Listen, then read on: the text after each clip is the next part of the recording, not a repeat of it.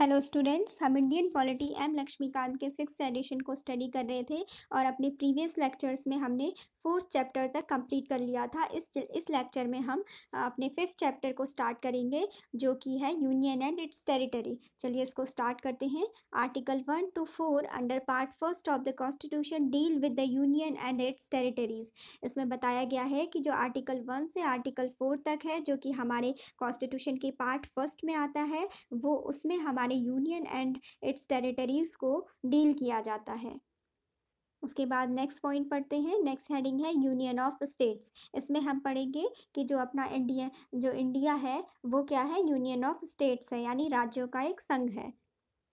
Article 1 describes India, that is Bharat, as a union of states rather than a federation of state. Article 1 describe करता है कि India जो कि भारत है, India that is Bharat as a union of states rather than a federation of state। ठीक है, जो हमारा इंडिया है जिसको भी हम भारत भी कहते हैं, और वो क्या है, यूनियन ऑफ स्टेट्स है, जबकि यह क्या है, फेडरेशन ऑफ स्टेट्स नहीं है, जैसा कि यूएसए है। यूएसए क्या है, अमेरिका क्या है, फेडरेशन ऑफ स्टेट कहा जाता है, और इंडिया को क्या कहा जाता है, यूनियन ऑफ स्टेट्स है। इसीलिए यहाँ पे बताया है कि आर्टिकल 1 डिस्क्राइब करता है इंडिया को, जो कि भारत है, जिसको इस रूप में जाना जाता है कि ये क्या है, फेडरेशन ऑफ स्टेट नहीं है, बल्कि ये यूनियन ऑफ स्टेट्स है। ठीक है, यानी राज्यों का संघ है। This provision deals with two things.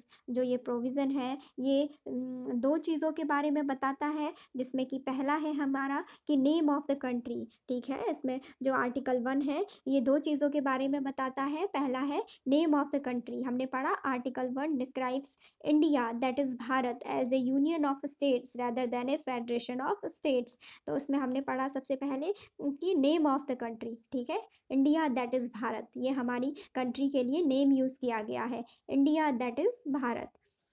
और उसके बाद जो सेकंड पॉइंट हमारे आर्टिकल 1 में जो हमें बताया गया है, वो बताया गया है कि हमारे इंडियन कॉन्स्टिट्यूशन की, इंडियन कंट्री की जो पॉलिटी है वो किस टाइप की है, टाइप ऑफ पॉलिटी। यानी जो इंडियन स्टेट है वो क्या है, वो यूनियन ऑफ स्टेट है। ठीक है, वो क्या है, राज्यों का एक संघ है।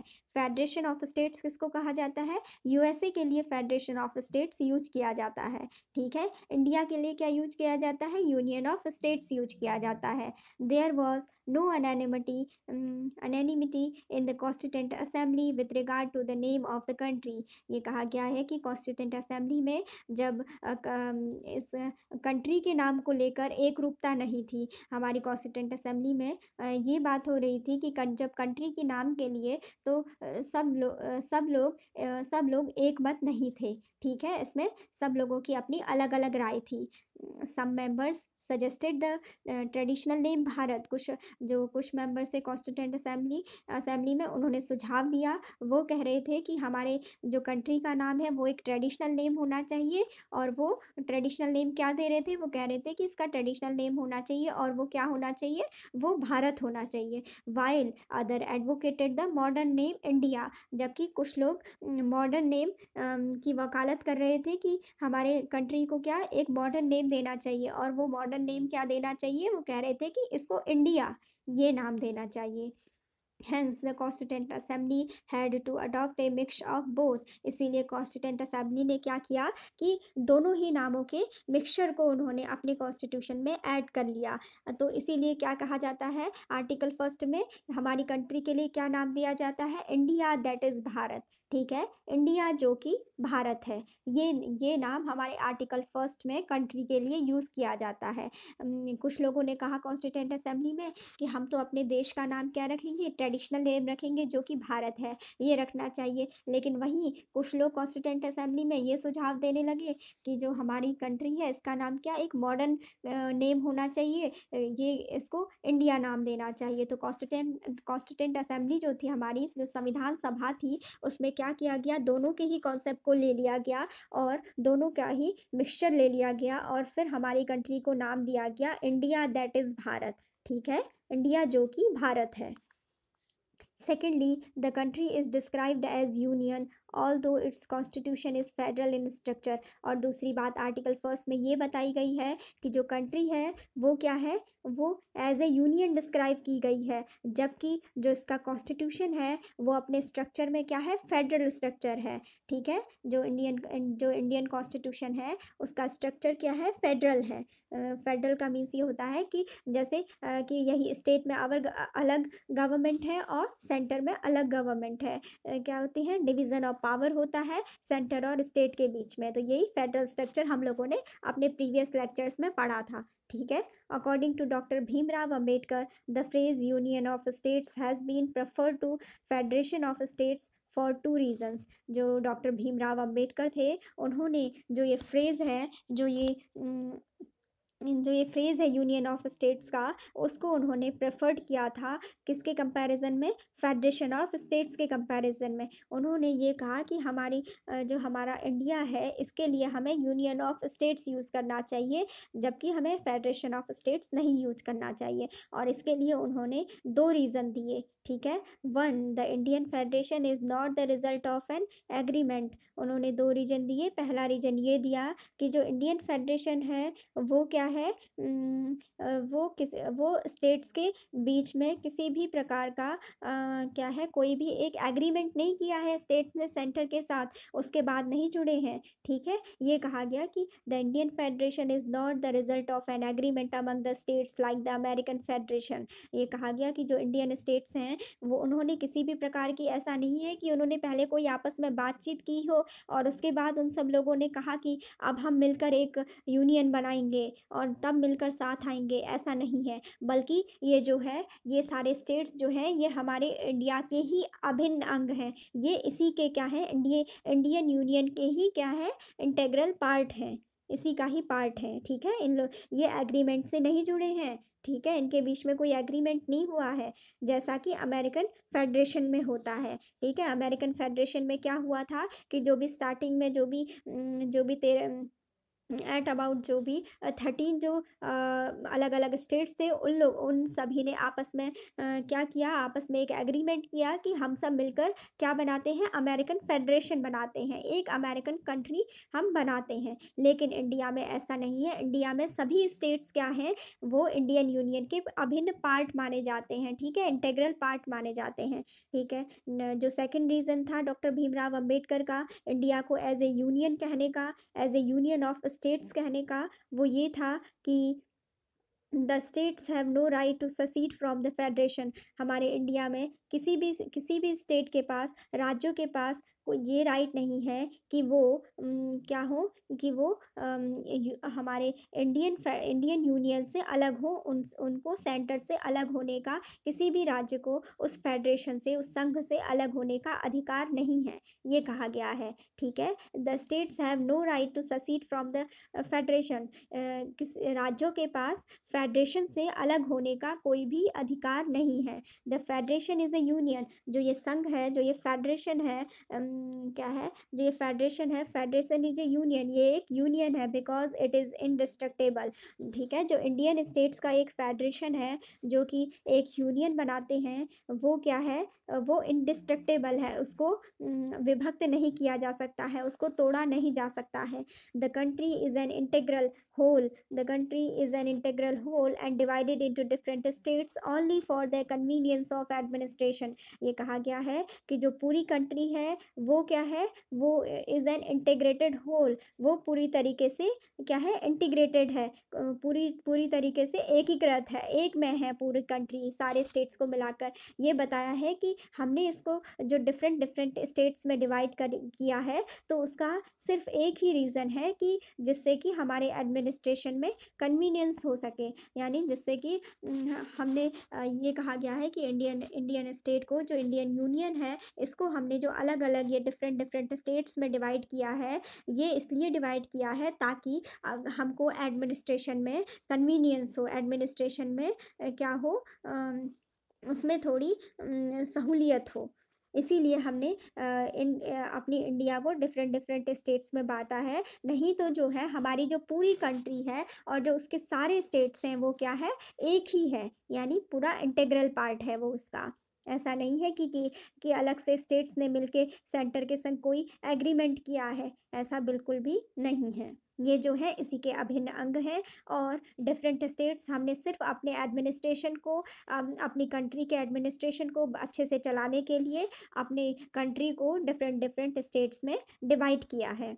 ताकि हम अपनी अपनी कंट्री में लोगों को एक प्रॉपर यहाँ के लोगों को एक प्रॉपर गवर्नमेंट दे सकें और प्रॉपर एडमिनिस्ट्रेशन किया जा सके। According to Article 1, the territory of India can be classified into three categories. Article 1 के अकॉर्डिंग जो इंडियन टेरिटरी है, जो इंडिया का क्षेत्र है, उसको तीन भागों में डिवाइड किया गया है, तीन कैटेगरीज में डिवाइड किया गया है। Number 1, territories of the state, ठीक है, यानी स्टेट की territories. Number 2, union territories. Number 3, territories that may be acquired by the government of India at any time. तीसरा क्या है कि जो भी टेरिटरीज़ हैं जिनको कि गवर्नमेंट ऑफ इंडिया के द्वारा कभी भी किसी भी टाइम क्या हो एक्वायर किया गया हो, तो ये सब क्या आती हैं, टेरिटरी ऑफ इंडिया के अंतर्गत आती हैं, जो कि आर्टिकल 1 में आता है। ठीक है, ये हमने पढ़ा कि according to article 1 the territory of India can be classified into 3 categories. Article 1 के अकॉर्डिंग जो इंडियन टेरिटरी है उसको 3 पार्ट्स में डिवाइड किया गया है, 3 कैटेगरीज में डिवाइड किया गया है, जिसमें पहली कैटेगरी है टेरिटरीज ऑफ द स्टेट्स, दूसरा है यूनियन टेरिटरीज और तीसरा है territories that may be acquired by the government of India at any time. पहले तो है कि जो स्टेट्स का जो भी क्षेत्र है, दूसरा है कि जो भी यूनियन टेरिटरीज हैं यानी जो भी केंद्र शासित प्रदेशों का क्षेत्र है, उसके बाद जो थर्ड है वो है कि गवर्नमेंट ऑफ इंडिया के द्वारा जो भी टेरिटरीज किसी भी टाइम अगर उनको कभी भी जो है उनको एक्वायर किया गया है तो वो भी किस में आती हैं, वो भी टेरिटरी ऑफ इंडिया के अंतर्गत आती हैं। The names of states and union territories and their territorial extent are mentioned in the first schedule of the constitution।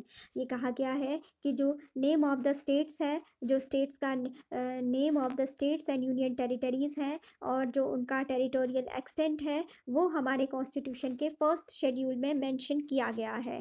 ठीक है, जो भी हमारी कंट्री के जितने भी स्टेट्स हैं और जितने भी यूनियन टेरिटरीज हैं उनके नेम और उनका जो भी क्षेत्र है, उनका जो भी टेरिटोरियल जो एक्सटेंट है, जो उनका क्षेत्रीय विस्तार है, उसको हमारे कॉन्स्टिट्यूशन के फर्स्ट शेड्यूल में मेंशन किया गया है, उसको फर्स्ट शेड्यूल में बताया गया है। At present there are 28 states and 8 union territories. अभी इस टाइम पे प्रेजेंट में हमारे इंडिया में तो क्या है 28 स्टेट्स हैं और 8 यूनियन टेरिटरीज हैं। The provisions of the constitution pertaining to the states are applicable to all the states in the same manner। ये कहा गया है कि हमारे कॉन्स्टिट्यूशन में जितने भी प्रोविजंस हैं वो जो कि स्टेट्स के लिए बनाए गए हैं वो सभी स्टेट्स के लिए सेम मैनर में यानी सेम मैनर में अप्लाई होते हैं। ठीक है, इसमें ये बताया गया है कि हमारे कॉन्स्टिट्यूशन में जितने भी प्रोविज़न हैं वो सभी स्टेट्स के लिए क्या होते हैं, एक ही तरीके से अप्लाई होते हैं। लेकिन जो Till 2019, the erstwhile state of Jammu and Kashmir enjoyed a special position by virtue of Article 370 of the Indian Constitution। जब क्या था 2019 तक जो इंडियन स्टेट था जम्मू एंड कश्मीर, उसको क्या था आर्टिकल 370 के तहत उसको एक स्पेशल पोजीशन दी गई थी इंडियन कॉन्स्टिट्यूशन में। ठीक है, उसको कई स्पेशल प्रोविजंस दिए गए थे। It had its own separate state constitution. जो जम्मू एंड कश्मीर था 2019 तक उसका अपना सेपरेट स्टेट कॉन्स्टिट्यूशन होता था, वो इंडियन कॉन्स्टिट्यूशन को फॉलो नहीं करता था। लेकिन जब से Jammu and Kashmir state reorganisation act बनाया गया तो उसके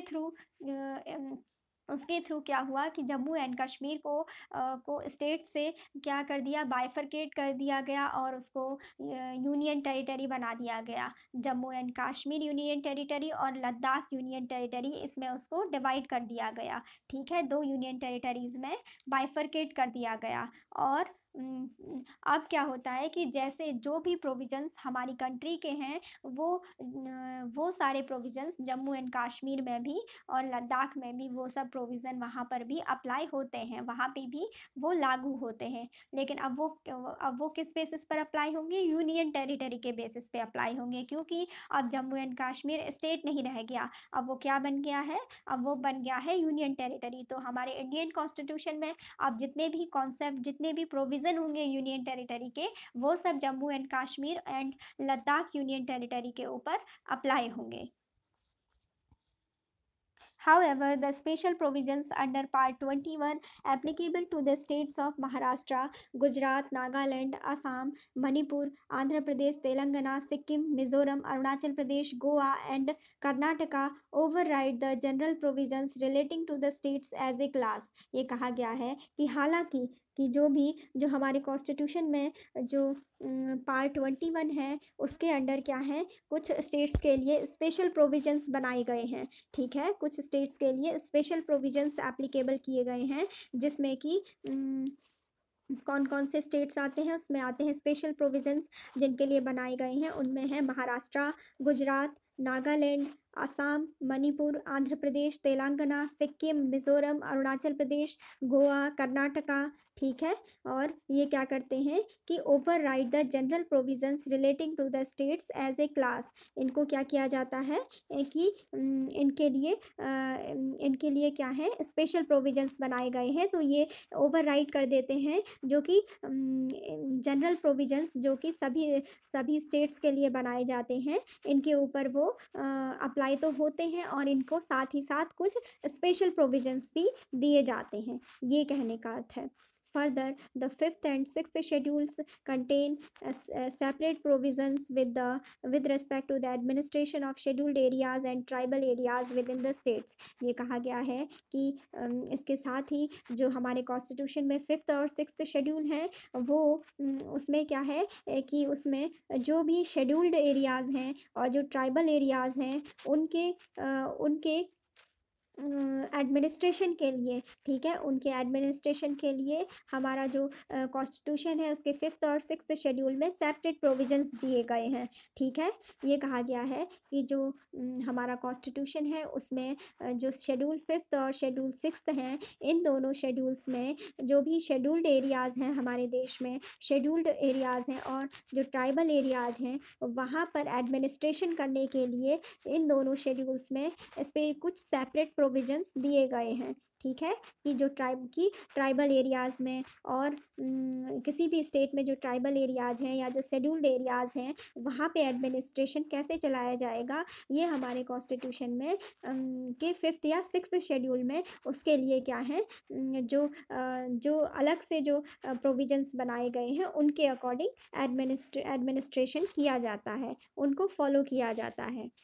Notably, the territory of India is a wider expression than the Union of India. ये कहा गया है कि जो टेरिटरी ऑफ इंडिया है ये क्या है, एक वाइडर एक्सप्रेशन है than the union of India. Union of India क्या बोल रहे हैं कि यूनियन ऑफ इंडिया एक छोटा कॉन्सेप्ट है, उससे बड़ा जो विस्तार है वो किसका है, टेरिटरी ऑफ इंडिया का है। Because the latter includes only states, जो कि ये जो बाद वाला जो ये वर्ड दिया है जो यूनियन ऑफ स्टेट्स है, ये क्या इंक्लूड करता है, केवल स्टेट्स को इंक्लूड करता है। वाइल द फॉर्मर, जबकि जो ये पहला जो कि ये फ्रेज दिया है टेरिटरी ऑफ इंडिया, ये इंक्लूड करता है क्या है, स्टेट्स को तो इंक्लूड करता ही करता है, साथ में क्या करता है, यूनियन टेरिटरीज को भी इंक्लूड करता है, और ऐसी टेरिटरीज जिनको गवर्नमेंट ऑफ इंडिया के द्वारा फ्यूचर टाइम में कभी भी एक्वायर किया जाएगा, वो सभी टेरिटरीज भी, वो सभी क्षेत्र भी किस में आती हैं, वो आती है टेरिटरी ऑफ इंडिया। इसीलिए कहा है कि जो ये टेरिटरी ऑफ इंडिया का कॉन्सेप्ट है वो वाइडर एक्सप्रेशन है in comparison to union of India. क्यों? क्योंकि यूनियन ऑफ इंडिया में हम सिर्फ जितने भी स्टेट्स हैं उनको इंक्लूड करते हैं, लेकिन जब हम टेरिटरी ऑफ इंडिया इसकी बात करते हैं तो हम क्या करते हैं कि उसमें हम सारे स्टेट्स को इंक्लूड करते हैं और साथ ही साथ हम हम सारे यूनियन टेरिटरीज़ को इंक्लूड करते हैं और गवर्नमेंट ऑफ इंडिया के द्वारा ऐसी टेरिटरीज़ को भी इंक्लूड करते हैं कि जिनको कभी भी गवर्नमेंट ऑफ इंडिया जिनको एक्वायर कर सकती है। ठीक है, तो इसीलिए टेरिटरी ऑफ इंडिया एक वाइड टर्म हो गया, बड़ा टर्म हो गया in comparison to union of India. Union of India में क्या आएगा, सिर्फ स्टेट्स का यूनियन आएगा, यानी सारे स्टेट्स आएंगे। और जबकि हम टेरिटरी ऑफ इंडिया की बात करते हैं तो उसमें क्या होगा, स्टेट्स की टेरिटरीज आएगी, सारे स्टेट्स की, और उसके बाद उसमें यूनियन टेरिटरीज आएंगी, और उसके बाद उसमें साथ ही साथ अगर इंडियन गवर्नमेंट आगे इन फ्यूचर किसी भी टेरिटरी को अगर एक्वायर करने वाली है तो वो सारी टेरिटरीज भी आएंगी इंडिया की टेरिटरीज में। इसीलिए कहा है कि जो टेरिटरी ऑफ इंडिया का जो एक्सप्रेशन यहाँ पे दिया गया है वो यूनियन ऑफ इंडिया के एक्सप्रेशन से वाइडर है, उससे बड़ा है। ठीक है, the states are the member of the federal system. जो स्टेट्स हैं, जो राज्य हैं, वो फेडरल सिस्टम के सदस्य हैं। And share A distribution of power with the centre. और क्या होता है, जो ये फेडरल सिस्टम होता है इसमें क्या होता है कि स्टेट और सेंटर के बीच में पावर का डिस्ट्रीब्यूशन होता है। ठीक है, और जो स्टेट्स होते हैं वो इंडियन फेडरल सिस्टम के मेंबर्स होते हैं। The union, the union territories and the acquired territories on the other hand are directly administered by the central। इसमें ये कहा गया है कि जो यूनियन टेरिटरीज होती हैं और उनके द्वारा जो भी एक्वायर्ड टेरिटरीज होती हैं उनको डायरेक्टली सेंट्रल गवर्नमेंट के द्वारा एडमिनिस्टर किया जाता है। ठीक है, जो भी यूनियन टेरिटरीज होंगी और जो भी गवर्नमेंट ऑफ इंडिया के द्वारा एक्वायर्ड टेरिटरीज होंगी उनको डायरेक्टली सेंट्रल गवर्नमेंट के द्वारा एडमिनिस्टर किया जाता है। ठीक है, उनके ऊपर किसका कंट्रोल होगा, डायरेक्टली सेंट्रल गवर्नमेंट का कंट्रोल होगा। किसके ऊपर, जो भी यूनियन टेरिटरीज हैं या फिर जो भी एक्वायर्ड टेरिटरीज हैं इंडिया ने जिनको एक्वायर किया हो। ठीक है, जो भी बाहर की टेरिटरीज को अपनी टेरिटरीज में मिलाया हो, ऐसी टेरिटरीज को कहा जाता है एक्वायर्ड टेरिटरीज। ठीक है, जिनको लिया गया हो बाहर से और अपनी टेरिटरीज बनाया गया हो एक्वायर करके। Being a sovereign state, India can acquire foreign territories according to the modes recognized by international law। ये कहा गया है कि जो इंडिया है वो एक सोवरेन स्टेट है, तो इंडिया किसी भी फॉरेन टेरिटरीज से जो कि इंटरनेशनल लॉ में दिए गए जो भी मोड्स हैं उनके अकॉर्डिंग ये क्या कर सकती है, किसी भी फॉरेन टेरिटरी को एक्वायर कर सकती है, किसी भी फॉरेन टेरिटरी को अपनी टेरिटरी में मिला सकती है। दैट इज सेशन फॉलोइंग, जैसे कि सेशन जिसमें कि क्या होता है कि ट्रीटी के थ्रू, परचेज के थ्रू, गिफ्ट के थ्रू, या फिर लीज में, या फिर प्लेबिसाइट में। और ऑक्यूपेशन, जैसे कि hitherto occupation by a recognised ruler. ठीक है, hitherto occupied by a recognised ruler, और कॉन्क्वेस्ट और सब्जुगेशन। ये कहा गया है कि इन सब के थ्रू इंडियन टेरिटरी क्या है, इंडिया क्या है, इस चीज़ के लिए सोवरेन है, फ्री है कि किसी भी फॉरेन टेरिटरी को अपनी टेरिटरी बना सकती है, किसी भी फॉरेन टेरिटरी को चाहे तो एक्वायर कर सकती है।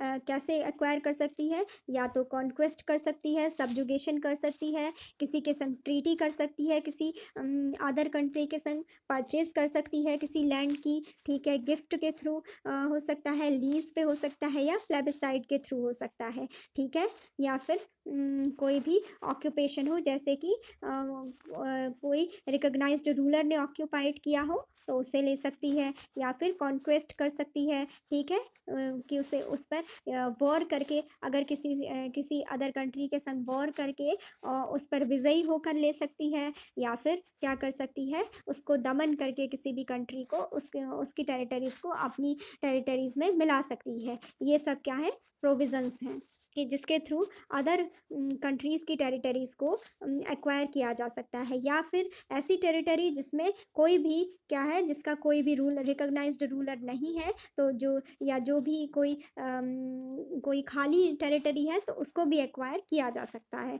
नहीं तो युद्ध के द्वारा किसी दूसरी कंट्री को पराजित करके और उस पर विजय पाके और दूसरी कंट्री का दमन करके, सब्जुगेशन के थ्रू भी भी इंडिया क्या कर सकती है, फॉरेन टेरिटरी को अपनी टेरिटरी में मिला सकती है, और ट्रीटी के थ्रू, परचेज के थ्रू, गिफ्ट में, लीज में और प्लेबिसाइट के through.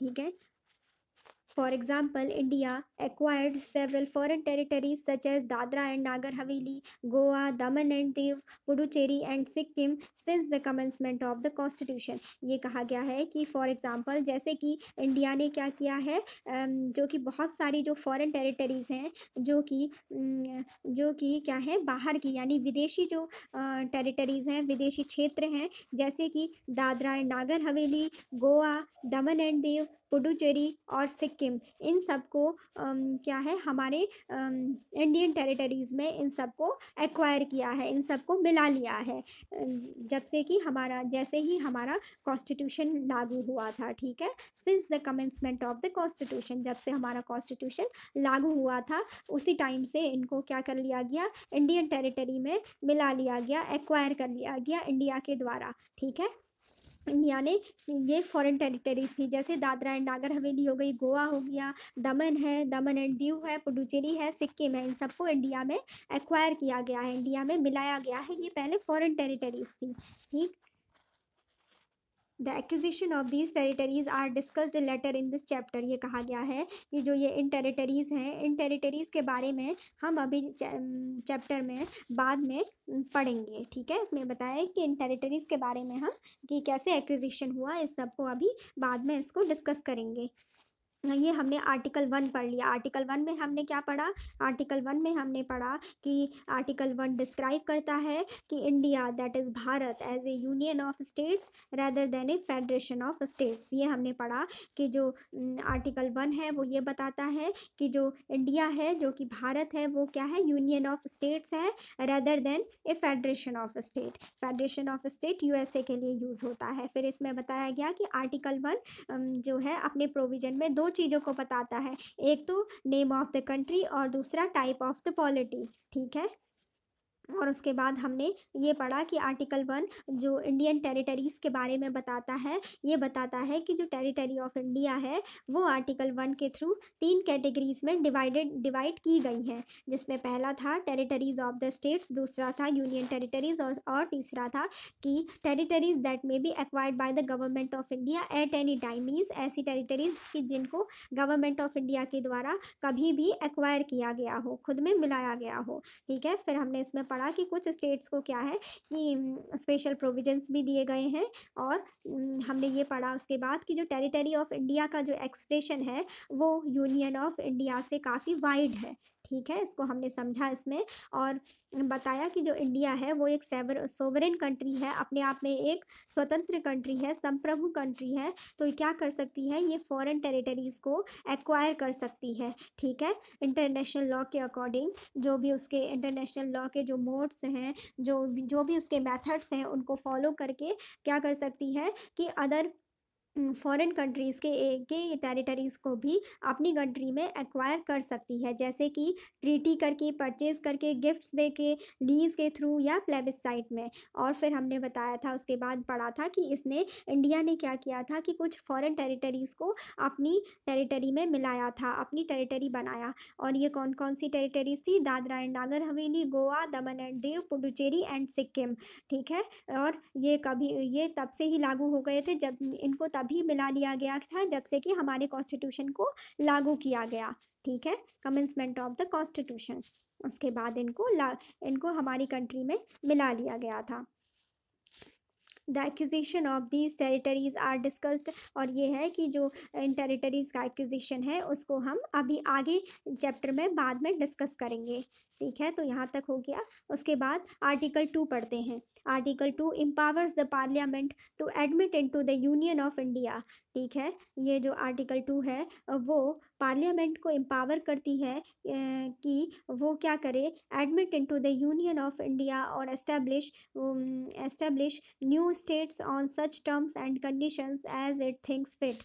Article 2 empowers the Parliament to admit into the Union of India or establish new states on such terms and conditions as it thinks fit. Article 2 जो हमारी Indian parliament है उसको इस चीज़ की पावर देता है, इंडियन पार्लियामेंट को empower करता है इस चीज़ के लिए कि क्या जो हमारा इंडियन यूनियन है उसमें क्या किया जाए, उसमें नए स्टेट्स को एडमिट किया जाए या फिर नए स्टेट्स को एस्टैब्लिश किया जाए। ठीक है, कि जो भी टर्म्स एंड कंडीशंस जो पार्लियामेंट को फिट लगती हैं अपने अकॉर्डिंग, उस अकॉर्डिंग वो क्या करे, यूनियन में जो नए स्टेट्स को एडमिट करे या फिर नए स्टेट्स का एस्टेब्लिशमेंट हम हमारे यूनियन में करे अपनी टर्म्स एंड कंडीशंस के अकॉर्डिंग, जैसा भी उसको सही लगता है। ठीक है, thus article 2 grants 2 powers to the parliament. जो आर्टिकल 2 है वो पार्लियामेंट को 2 पावर प्रदान करता है। ठीक है, मेनली टू टू ग्रांट्स। ठीक है, article article 2 grants 2 powers to the parliament. जो आर्टिकल 2 है उसमें हमारी पार्लियामेंट को 2 टाइप की पावर दी गई है। उसमें पहली पावर है the power to admit into the union of India new states, यानी कि जो हमारा यूनियन ऑफ इंडिया है उसमें क्या किया जाए कि नए स्टेट्स को एडमिट किया जाए। ठीक है, ये पावर दी गई है आर्टिकल 2 में पार्लियामेंट को। ठीक है, हमारे कॉन्स्टिट्यूशन के द्वारा ये पावर है पार्लियामेंट को कि वो यूनियन ऑफ इंडिया में किसी भी स्टेट को क्या कर सकती है, एडमिट कर सकती है।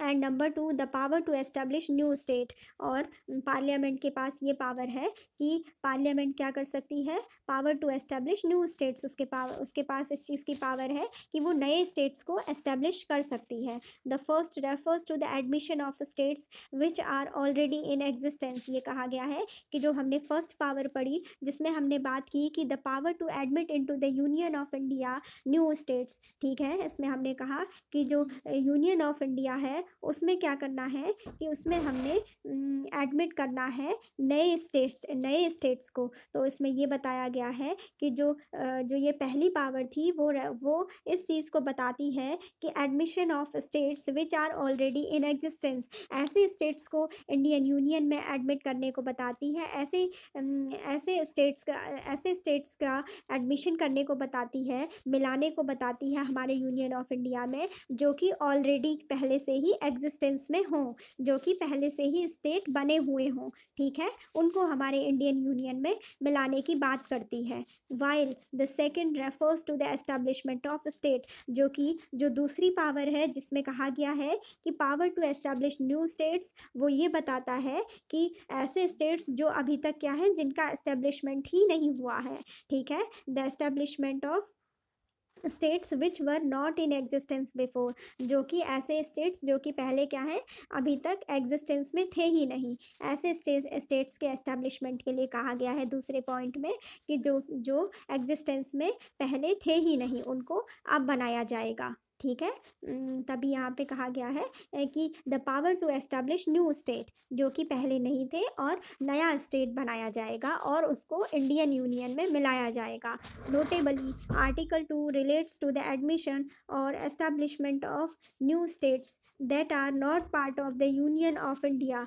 जो बताया गया है कि जो आर्टिकल 2 है वो बताता है एडमिशन और एस्टेब्लिशमेंट ऑफ न्यू स्टेट्स जो कि हमारे जो यूनियन ऑफ इंडिया के पार्ट नहीं हैं। जो आर्टिकल 2 है वो हमारे यूनियन ऑफ इंडिया में ऐसे स्टेट्स का एडमिशन या उनके एस्टेब्लिशमेंट के लिए कॉन्सेप्ट बनाता है कि जो हमारे इंडिया का पार्ट नहीं है। ठीक है, आर्टिकल 2 में ऐसे स्टेट्स को जोड़ा जाता है जो कि इंडिया का पार्ट नहीं थे, या फिर ऐसे स्टेट्स का एस्टेब्लिशमेंट किया जाता है जो यूनियन ऑफ इंडिया के पार्ट नहीं है। ठीक है, उसके बाद नेक्स्ट आर्टिकल पढ़ते हैं, article 3। Article 3 on the other hand relates to the formation of और changes in the existing states of the union of India. जो वहीं दूसरी तरफ जो आर्टिकल 3 है वो क्या करता है, रिलेट करता है, वो इस चीज़ को बताता है कैसे राज्यों के फॉर्मेशन की बात करता है, वो बात करता है टू द फॉर्मेशन ऑफ और the changes in the existing states of the union of India, जो कि ऐसे स्टेट्स जो यूनियन ऑफ इंडिया में पहले से ही एग्जिस्ट करते हैं उन स्टेट्स में चेंजेस करने को बताता है और और उन स्टेट्स के फॉर्मेशन के बारे में बताता है कि जो स्टेट्स पहले से ही हमारे यूनियन ऑफ इंडिया का पार्ट हैं। In other words, article 3 deals with the internal readjustment inter se of the territories of the constituent states of the union of India. ये कहा गया है कि दूसरे शब्दों में जो आर्टिकल 3 है वो डील करता है कि जो भी यूनियन ऑफ इंडिया है उसके इंटरनल जो भी स्टेट्स में जो इंटरनल रीएडजस्टमेंट है टेरिटरीज का स्टेट्स के बीच में, ठीक है, उसी को आर्टिकल 3 डील करता है, ये इसमें बताया गया है। जबकि जो आर्टिकल 2 है उसको बताया गया है कि आर्टिकल 2 जो है वो रिलेट करता है एडमिशन और establishment of new states that are not part of the union of India. ऐसे पार्ट्स के एडमिशन और एस्टेब्लिशमेंट की बात करता है आर्टिकल 2 जो कि हमारे इंडियन यूनियन का पार्ट नहीं है। लेकिन आर्टिकल 3 ऐसे स्टेट्स के फॉर्मेशन की बात करता है या ऐसे स्टेट्स में की टेरिटरीज में चेंजेस लाने की बात करता है जो कि ऑलरेडी हमारे इंडियन यूनियन का पार्ट है। ये आर्टिकल 2 और आर्टिकल 3 में डिफरेंस है जो आपको समझना होगा, ठीक है। Article 3 deals with the internal readjustment, ठीक है। आर्टिकल 3 जो है वो क्या करता है, इंटरनल रीएडजस्टमेंट से इंटरनल रीएडजस्टमेंट से डील करता है और जिसमें कि inter se of the territories of the constituent states of the union of India. इसमें क्या होता है कि जो इंडियन स्टेट्स की ही जो टेरिटरीज हैं उन्हीं को एक्सचेंज किया जाता है, ठीक है। टेरिटरीज को ही उनका ही रीएडजस्टमेंट होता है। तो ये होता है आर्टिकल 3। और आर्टिकल 2 में क्या होता है कि जो हमारे यूनियन ऑफ इंडिया में अगर हम ऐसे स्टेट्स के एडमिशन या एस्टेब्लिशमेंट की बात करते हैं, ऐसे नए स्टेट्स के एस्टेब्लिशमेंट की बात करते हैं जो कि हमारे यूनियन ऑफ इंडिया का पार्ट नहीं है, तो इसके लिए आता है आर्टिकल 2। और वहीं आर्टिकल 3 जो है वो क्या करता है, वो ऐसे स्टेट्स के फॉर्मेशन और चेंजेस की बात करता है एग्जिस्टिंग स्टेट्स में जो कि हमारे इंडियन यूनियन में पहले से ही विद्यमान है। यानी जो हमारे इंडियन स्टेट्स हैं उनके ही इंटरनल रीएडजस्टमेंट को बताता है हमारा आर्टिकल 3, ठीक है। इसको हम अभी डिटेल में पढ़ेंगे, कोई नहीं, अभी आप बस समझ लीजिए, जैसे जैसे आगे पढ़ेंगे तो ये धीरे धीरे समझ में आएगा। तो इस लेक्चर में हम अभी यहीं तक रखते हैं, उसके बाद हम डिटेल में आर्टिकल 3 को फिर से पढ़ेंगे, ठीक है। उस इस हेडिंग में पढ़ेंगे जिसमें कि यह है parliament's power to reorganise the states. इसमें हम आर्टिकल 3 को पूरा अच्छे से पढ़ेंगे। तो अभी के लेक्चर को हम यहीं पे फिनिश करते हैं। तो थैंक्स फॉर वॉचिंग।